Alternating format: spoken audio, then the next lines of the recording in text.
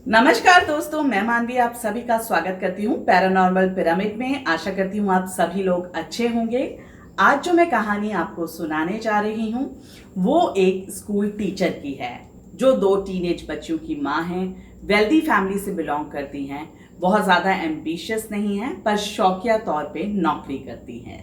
नाम है अंजलि और अंजलि एक दिन रोज़ की तरह स्कूल जाती है और वहाँ पर अंजलि की गाड़ी रह जाती है और अंजलि कहाँ गई इसका कुछ पता किसी को नहीं चलता। वो अचानक गायब हो जाती है। बहुत ढूंढने के बाद भी अंजलि का कुछ पता नहीं चलता और उसके बाद मौत का जो मंजर शुरू होता है उसका आप अंदाजा भी नहीं लगा सकते।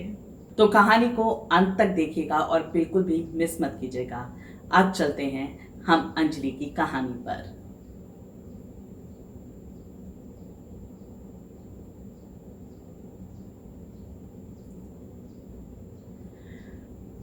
स्टोरी बहुत लेटेस्ट है, इसका आउटकम 2025 में ही आया है और ये सब कुछ स्टार्ट हुआ था 2021 में जब कोविड की सेकेंड वेव थोड़ी सी ठंडी पड़ी थी। अब मैं आपको अंजलि का थोड़ा सा इंट्रोडक्शन दे देती हूँ। अंजलि चंडीगढ़ के एक रेपुटेड स्कूल में टीचर हैं और उनकी 2 बेटियां हैं। 15 साल की एक बेटी है जिसका नाम है दिशा और 10 साल की दूसरी बेटी है जिसका नाम है दिया। अंजलि के हस्बैंड निखिल जो एक फैक्ट्री ओनर हैं और सास ससुर, बस यही लोग हैं अंजलि के घर में। और जैसा कि मैंने आपको शुरुआत में ही बताया, अंजलि को नौकरी की कोई ज़रूरत नहीं थी और ना ही अंजलि बहुत एम्बिशियस थी, पर उसके पास घर में करने के लिए कुछ बहुत ज़्यादा होता नहीं था, तो वो शौकिया तौर पे ये नौकरी करती थी और अपना टाइम पास करती थी और उसे ये करना अच्छा लगता था। तो आप ये कह सकते हैं कि अंजलि की जो जॉब थी वो उसकी एक तरीके से हॉबी थी कि उसको वहाँ पर ये सब कुछ करना अच्छा लग रहा है। एक दिन अंजलि स्कूल जैसे नॉर्मल डेज पर जाती थी वैसे ही स्कूल जाती है पर वापस नहीं आती। जब अंजलि को आने में देर हो जाती है तो सबसे पहले उसकी बेटी उसे फोन करती है पर फोन स्विच ऑफ था। अब शाम के 6 बज जाते हैं, अंजलि का कोई अता पता नहीं होता। निखिल तक भी खबर पहुंचती है कि अंजलि अभी तक घर नहीं आई। निखिल स्कूल में फोन करके पता करता है तो उसे पता चलता है कि हाँ मैडम आई थी पर 2 घंटे में ही स्कूल से निकल गई। अब निखिल स्कूल जाता है, स्कूल में वॉचमैन वगैरह से स्टाफ से मिलता है जो वहां पे स्कूल के बाद रुकते हैं। अंजलि के कलीग्स को कॉल करता है जिनसे ये खबर पक्की हो जाती है कि अंजलि स्कूल तो आई थी पर 2 घंटे बाद ही स्कूल से निकल गई। उसकी तबीयत कुछ ठीक नहीं थी और वो हॉस्पिटल गई थी। जिस गाड़ी से अंजलि स्कूल जाती थी वो अब भी स्कूल में ही पार्क थी। निखिल के दिमाग में शक होता है कि अगर अंजलि की तबीयत इतनी खराब होती और उसे हॉस्पिटल जाना होता तो वो अपनी कार से जाती। कार तो यहाँ पार्क है, कार यहाँ पार्क करके क्यों जाती। उसे डाउट होता है हो ना हो स्कूल वालों ने ही कुछ किया है। निखिल स्कूल में तमाशा मचा देता है। स्कूल बहुत रेपुटेड था और प्रिंसिपल नहीं चाहती थी कि स्कूल की इमेज खराब हो, तो वो खुद स्कूल आती है और जो भी इम्पोर्टेंट एडमिनिस्ट्रेशन स्टाफ होता है उसको भी कॉल करके स्कूल बुलाया जाता है इमीडिएट बेसिस पर। अब प्रिंसिपल एडमिनिस्ट्रेशन स्टाफ बार बार निखिल को यही बता रहे थे कि अंजलि स्कूल शुरू होने के 2 घंटे बाद ही हॉस्पिटल के लिए निकल गई थी। उसे वो ईमेल भी दिखाते हैं जिसपे अंजलि ने जल्दी जाने के लिए रिक्वेस्ट दी थी पर निखिल मानने को तैयार ही नहीं था। फाइनली निखिल के सामने सीसीटीवी फुटेज चेक की जाती है जिसमें अंजलि स्कूल से साफ साफ पैदल बाहर जाती हुई दिखाई दे रही है। सेम वही कपड़े वही पर्स कैरी किया हुआ है जो उसने घर से निकलते वक्त पहने थे और वो बड़े आराम से सड़क पर आगे की तरफ निकल गई है। और ये वही टाइम था जिस टाइम पर स्कूल द्वारा उसके बाहर जाने की बात की जा रही थी। निखिल को लगा कि शायद अंजलि ड्राइव करने की स्थिति में ना हो इसलिए वो कैब वगैरह लेके हॉस्पिटल गई हो, पर अगर वो कैब भी लेती तो स्कूल के मेन गेट पर लेती। पर अंजलि तो वहां साफ साफ पैदल सामने जाती हुई दिखाई दे रही थी सड़क की तरफ। अब तक अंजलि के पेरेंट्स को भी इन्फॉर्म कर दिया गया था। सब फोन मिला मिला के परेशान हो रहे हैं पर अंजलि का फोन स्विच ऑफ है। कुछ पता नहीं चल रहा कि अंजलि कहाँ है। रात के 10 बज जाते हैं और तब तक भी अंजलि की कोई इन्फॉर्मेशन नहीं आती, तो ये पूरी फैमिली मिलकर डिसाइड करती है कि अब हमें पुलिस को इन्फॉर्म कर देना चाहिए।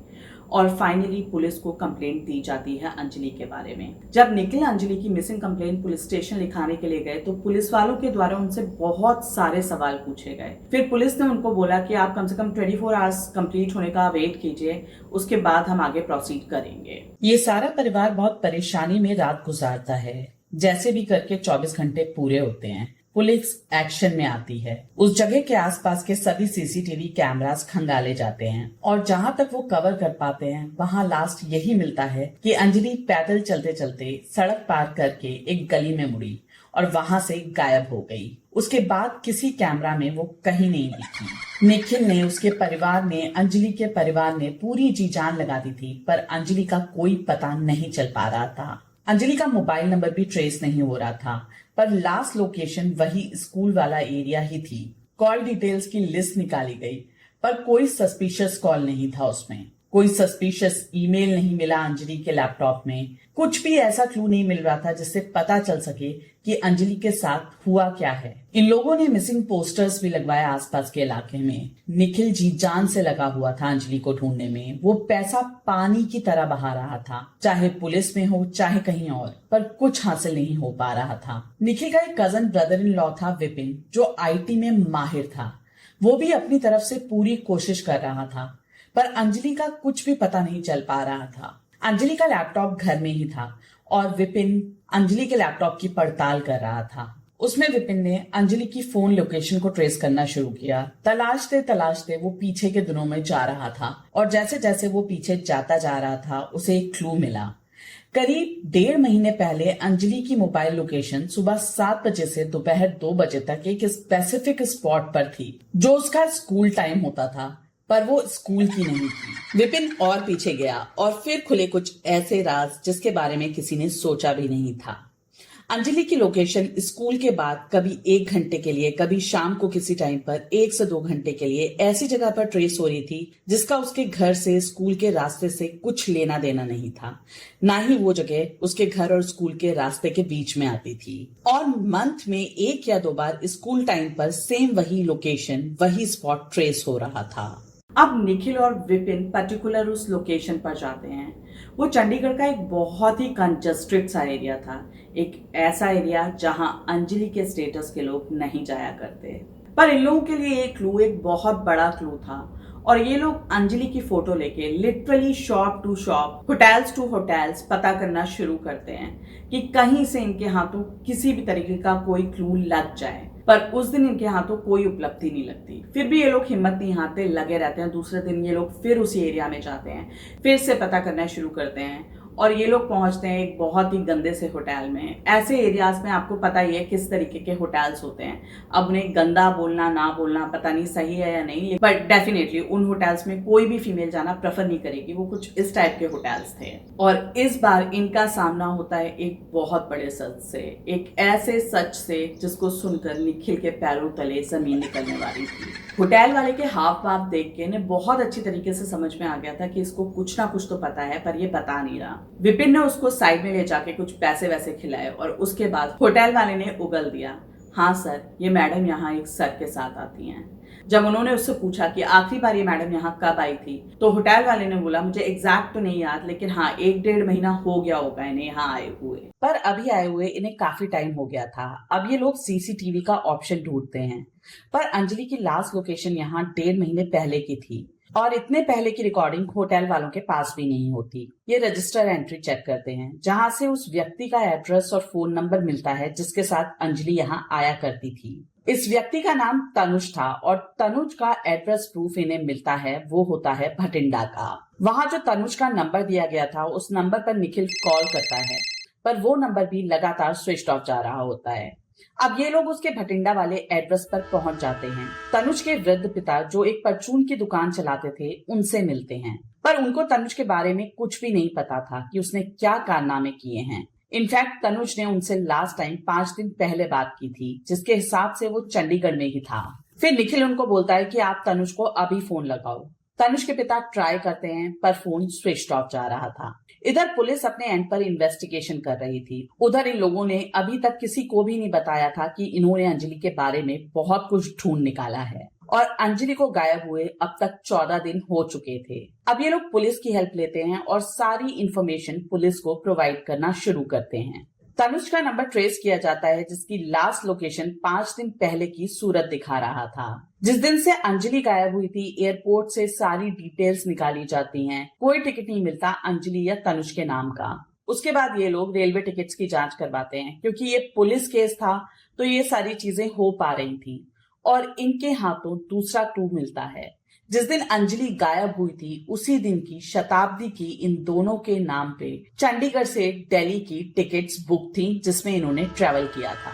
उसके बाद दिल्ली रेलवे स्टेशन पे इन्वेस्टिगेशन की जाती है और वहां से भी एक और क्लू मिलता है कि नेक्स्ट डे दिल्ली से सूरत की टिकट्स बुक हुई थी इन दोनों के नाम पर और इन्होंने सूरत ट्रेवल किया था दिल्ली से।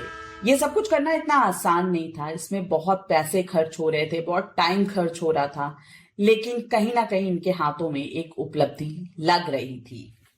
और निखिल तनुज के अगेंस्ट अबडक्शन की कंप्लेंट लॉन्च करता है।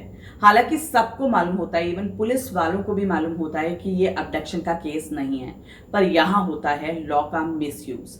जब तक साबित ना हो जाए डेफिनेटली अंजलि को अबडक्ट ही किया गया है, क्योंकि उसकी कोई खैर खबर अता पता किसी के पास नहीं है। उसके बाद निखिल अंजलि की मदर और उसके ब्रदर को लेकर पहुंचते हैं सूरत। और हाँ, इस बीच विपिन ने तनुज के फोन की डिटेल्स भी निकलवाई थी, जिसमें एक नंबर से तनुज के फोन पे लगातार बात होती थी। दिन में 10-10 बार फोन कॉल्स किए जाते थे और कई बार घंटों घंटों तक बातें होती थी। वो नंबर ट्रेस कर लिया गया था। पर वो कहते हैं ना, जब आप पूरी तरह गिर जाते हैं उसके बाद आपके पास कोई ऑप्शन नहीं बचता और फिर आप आ जाते हैं अटैकिंग मोड में। और बस अब अंजलि के पास भी कोई ऑप्शन नहीं था और वो आ गई तनुज के फेवर में और वो निखिल के अगेंस्ट होकर बोलती है कि मुझे नहीं रहना अब तुम्हारे साथ, मैं तनुज के ही साथ रहना चाहती हूँ। सोचिए कितना मुश्किल होगा एक हस्बैंड के लिए ये बर्दाश्त कर पाना। उसकी वाइफ जो उसके 2 टीनेज बच्चों की माँ है, वो अपने यार के साथ रंगरलियां मना रही है और उसका हस्बैंड उसे रेड हैंडेड पकड़ता है। एनीवेज, अंजलि के पास ये लास्ट ऑप्शन बचा था। इधर अंजलि की मदर, उसके ब्रदर उस पर बार बार प्रेशर बना रहे थे, उसे बहुत समझाने की कोशिश कर रहे थे और इधर तनुज का भी कोई बहुत स्ट्रॉन्ग रिएक्शन नहीं था अंजलि को लेकर। तो अंजलि फाइनली ये डिसाइड करती है कि वो फुल और फाइनल सेटलमेंट के लिए घर जाएगी और उसके बाद वो तनुज के पास वापस आ जाएगी। और अब अंजलि फाइनली घर पहुंचती है। घर पहुंचने के बाद बहुत कले कलेश होता है। निखिल और अंजलि के बीच में काफी मनमुटाव होता है, पर बड़े लोग यही चाह रहे होते हैं कि कुछ नॉर्मल हो जाए इन लोगों के बीच में। और कहीं ना कहीं निखिल भी यही चाहता है अपने डॉटर्स के खातिर कि अंजलि उसी के साथ रहे। उधर अंजलि भी निखिल को ब्लेम किए जा रही है कि इसका किसी के साथ अफेयर चल रहा था, बहुत टाइम से था, हमारे बहुत झगड़े भी होते थे इस बात को लेकर, पर ये मानता नहीं था और मैंने इसे रंगे हाथों पकड़ा है।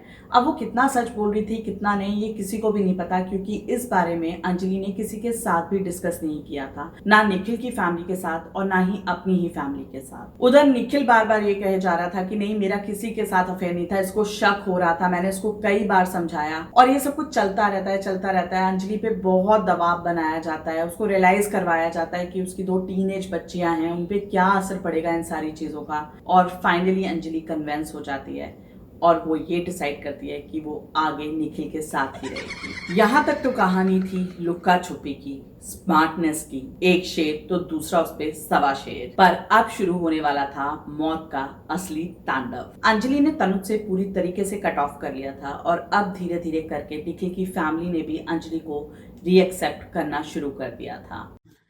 समय निकलना शुरू हुआ और अंजलि अपनी फैमिली में बिजी हो गई। उसने तनुज से उसके बाद कोई राब्ता नहीं रखा। अंजलि की जिंदगी वापस पटरी पे आना शुरू हुई कि एक दिन निखिल के फादर हॉस्पिटलाइज हुए। उनकी तबीयत काफी खराब हो गई थी। जब हॉस्पिटल में उनके टेस्ट कराए गए तो पता चला कि निखिल के फादर की किडनीज काम नहीं कर रही हैं। पहले डायलिसिस पे गए, काफी अच्छा खासा पैसा लगा, पर ट्रीटमेंट कुछ असर करता हुआ दिखाई नहीं दे रहा था। अब उनकी हालत ऐसी हो गई थी कि उनका हर दूसरे दिन डायलिसिस होता था और उसके बाद 1 साल के अंदर अंदर उनका देहांत हो गया। कुछ समय बाद अंजलि के फादर की भी ब्रेन हैमरेज से डेथ हो गई। धीरे धीरे इनकी फाइनेंशियल कंडीशन भी काफी खराब होनी शुरू हो गई और फिर निखिल की मदर की तबीयत खराब होनी शुरू हुई। क्या लगता है आपको, ये सब कुछ नेचुरल था या कुछ ऐसा हो रहा था जो कि नहीं होना चाहिए था, पर किसी ना किसी वजह से ये हो रहा था? क्या ये सब कुछ अंजलि की वजह से हो रहा था या कोई और वजह थी? या निखिल ने अंजलि को सुपरफिशियल ही एक्सेप्ट किया था, या फिर अंजलि के इन-लॉज ही नहीं चाहते थे कि अंजलि उस घर में रहे? पर ऐसा कैसे? क्योंकि प्रॉब्लम्स तो अंजलि के इन-लॉज के ऊपर आनी शुरू हुई थी। क्या लगता है आपको, क्या हुआ होगा इन लोगों के साथ या क्या हो रहा होगा? आपको क्या लगता है कमेंट सेक्शन में कमेंट करके जरूर बताइएगा। आगे की कहानी मैं पार्ट 2 में लेकर आऊंगी, जो कि इस कहानी का फाइनल पार्ट होगा, जिसके लिए आपको बहुत ज्यादा वेट नहीं करना पड़ेगा। और मैं आपको ये पहले से ही बता रही हूँ कि इस कहानी का जो नेक्स्ट पार्ट है वो बहुत ही अनएक्सपेक्टेड है। तो जाने से पहले बस इतना ही कहूंगी, अगर आपको कहानी पसंद आई तो प्लीज अपने दोस्तों के साथ इस वीडियो को शेयर कीजिए, वीडियो को लाइक कीजिए, बेल आइकन प्रेस करना बिल्कुल मत भूलिए। अगर आपने अभी तक मेरे चैनल को सब्सक्राइब नहीं किया तो चैनल को सब्सक्राइब कीजिए। अगर आपके पास भी कोई हॉरर स्टोरी या कोई हॉरर इंसिडेंट है और आप चाहते हैं कि मैं उसे यहाँ से नरेट करूं, तो आप अपनी कहानी मुझे भेज सकते हैं इस दिए हुए ईमेल आईडी पर। मैं यहाँ से आपकी भी कहानी नरेट करूंगी। सेकंड पार्ट स्टोरी का बिल्कुल भी मिस मत कीजिएगा। तब तक के लिए stay tuned with the channel. नमस्कार।